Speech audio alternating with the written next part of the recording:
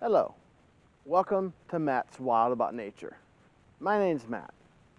It's spring, came in a few days ago, and it means that it's time to start talking about one of the most important ecosystems that shows up in spring.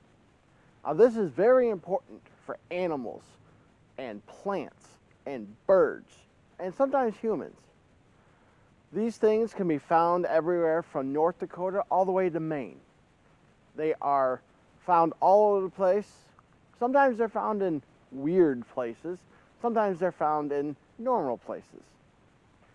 If you're ready to find out, let's get our feet wet.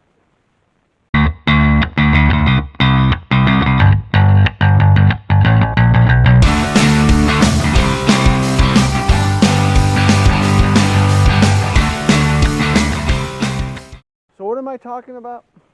I'm talking about this. This is a vernal pond, also known as a vernal pool. Now they get their name from the vernal equinox because they show up in spring. This is where water and snowmelt collects, water from rain. And it doesn't percolate through the ground quickly, so it just stays here. Sometimes it stays here for months, but all vernal pools do eventually dry up. Some of them will dry up to where it's just kind of mucky, a little sticky.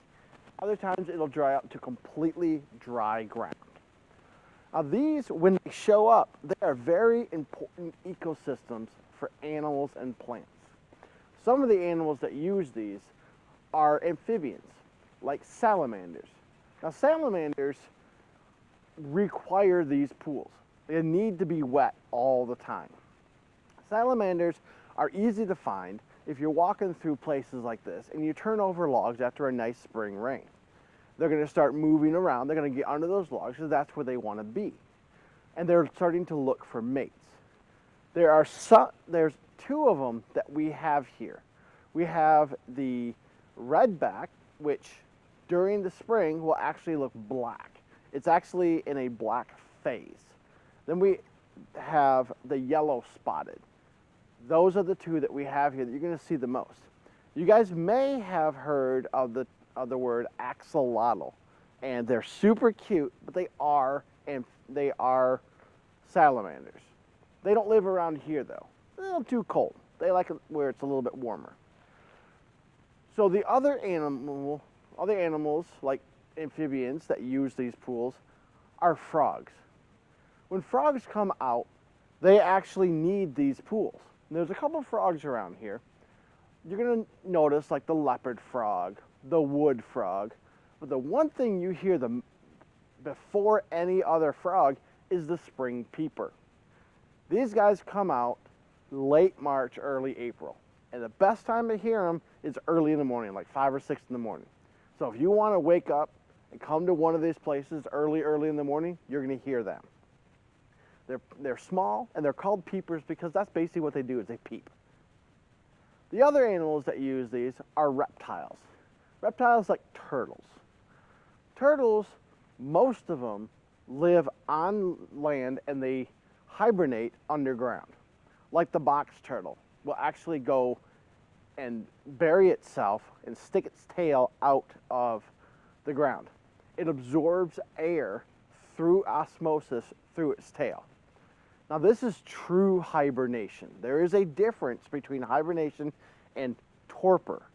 Torpor is where you slow your body down to make it look like hibernation, but only for a short time, maybe a couple weeks. True hibernation is when the animal will not be aroused at all. You find them, you can pick them up, move them around, and they won't move. They shut their bodies down to a point. They come down, their respiration and their blood pressure and their heart rate slow way down, and they stay that way all winter. Now, a couple other animals that live here are, like I said, turtles. We mentioned a few of them. There's the snapper, which everyone knows about. There's the painted. There's the box. There's the map turtle. Some other animals that live here, birds. Birds will come to these places year-round if they're here. birds will stay around as long as there's open water.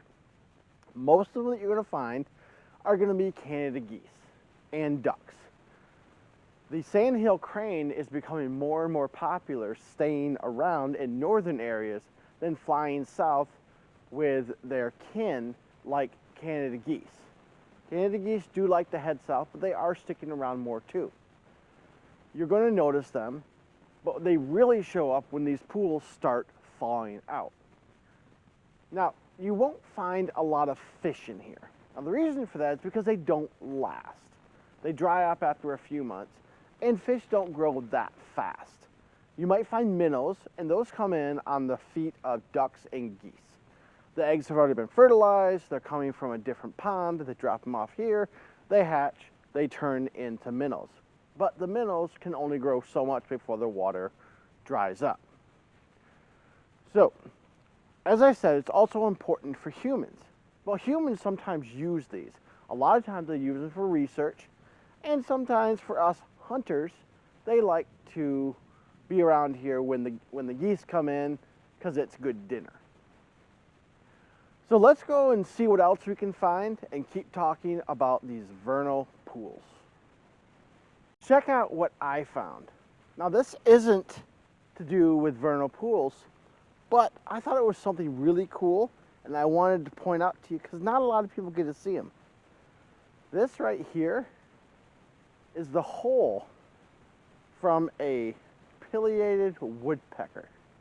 Now you can tell how they are because they are a little oval and they go pretty deep. Now sometimes they're really big, like they can be like this big, like, let me see, like they can be up to this big, huge. But you can tell that they are pileated, again, because of the type of hole. Now woodpeckers, just like any other woodpeckers, are looking for bugs. The reason why they're doing it, because a lot of the trees have bugs in them.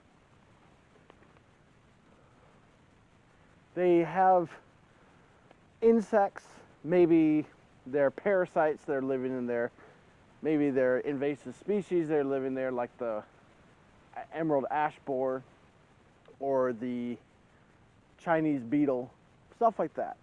But either way, they're looking for bugs. There's a couple other ones that are a little bit smaller. They aren't always going to be big. But oval like that is a definite sign that there have been pileated woodpeckers here. Let's see what else we can find.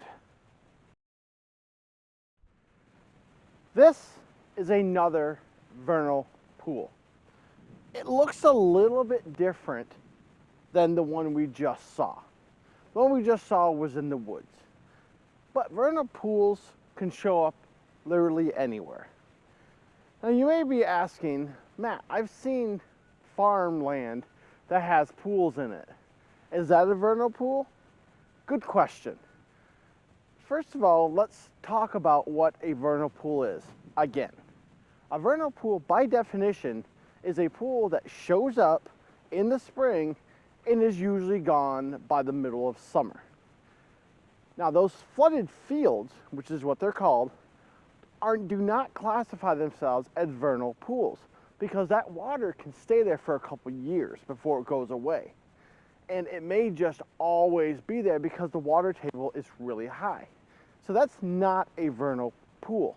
It is something that is used by all the other animals around them, especially birds, so it is a very important part of an ecosystem, but it isn't a vernal pool. Now, as I said, a lot of these places are used by birds. We have right here that are gracing us with their presence. If you can see them, we have a couple of Canada geese.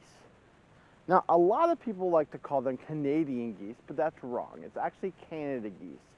Now, these guys are here because it's the beginning of mating season.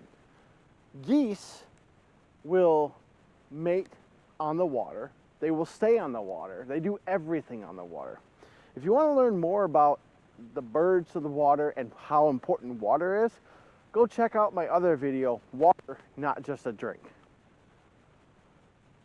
So like I said, this is another vernal pool. It will dry up by the middle of summer, and then it will be gone, and then next spring it'll show up again. So what have we learned today? We've learned about what a vernal pool is. We learned about what kind of animals depend on them for life.